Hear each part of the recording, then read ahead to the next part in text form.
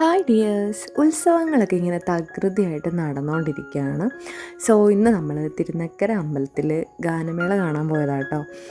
First എനിക്ക് തോന്നുന്നു third ഡേയിലായിരുന്നു first ഗാനമേള.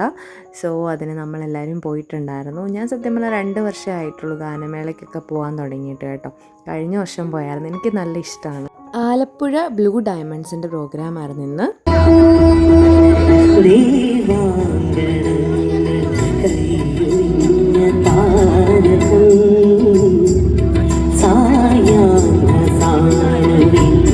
ഫ്ലവേഴ്സ് ടോപ്പ് സിംഗറിലെ ഒരു ഫെയിമായിട്ടോ ആ പാടിയത് ദേവാങ്കണങ്ങൾ.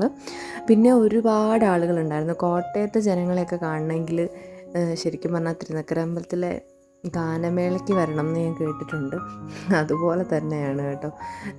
ഇവിടുത്തെ എല്ലാ ആഘോഷങ്ങൾക്കും ഒരുവിധപ്പെട്ട തിരക്കുകളെല്ലാം ഉണ്ട്, പക്ഷേ ഗാനമേളയ്ക്ക് ഒരു പ്രത്യേക വൈബ് തന്നെയാണ്. അതുപോലെ തന്നെ അടിയും, അത് പിന്നെ നമുക്ക് പറയേണ്ട ആവശ്യമില്ലല്ലോ. ഉറപ്പായിട്ടും അത് കാണാൻ വേണ്ടി തന്നെ കുറേ പേരുണ്ടാവും. സത്യം പറഞ്ഞാൽ എൻജോയ്മെൻറ്റ് ചെയ്യുന്നതിനൊന്നും ഒരു കുഴപ്പമില്ല. കാരണം എന്താണേലും ഇങ്ങനത്തെ പാട്ടുകൾ കേൾക്കുമ്പോൾ നമുക്ക് തന്നെ ഒന്ന് തുള്ളാനൊക്കെ തോന്നല്ലേ. പക്ഷേ അത് വേണ്ട വിധത്തിൽ വിനിയോഗിക്കുകയാണെങ്കിൽ ഒരു പ്രശ്നം ഉണ്ടാകത്തില്ല. ഈ അനാവശ്യമായിട്ടുള്ള പ്രശ്നങ്ങളും അങ്ങോട്ടും ഇങ്ങോട്ടും തല്ലൊക്കെ ഉണ്ടാകുമ്പോഴാണ് വെറുതെ ഓരോരോ ഇപ്പം തന്നെ ഗാനമേളയൊക്കെ പലയിടത്തും വേണ്ടാന്ന് വെക്കുന്നതിൻ്റെ കാര്യം ഇതൊക്കെ തന്നെയാണ്. പിന്നെ നമ്മൾ നേരെ ബുക്ക് സ്റ്റാളിൽ പോയി കേട്ടോ. ഞാനാണെങ്കിൽ ഇത് കണ്ടപ്പോൾ എനിക്ക് ഭയങ്കര സന്തോഷമായി.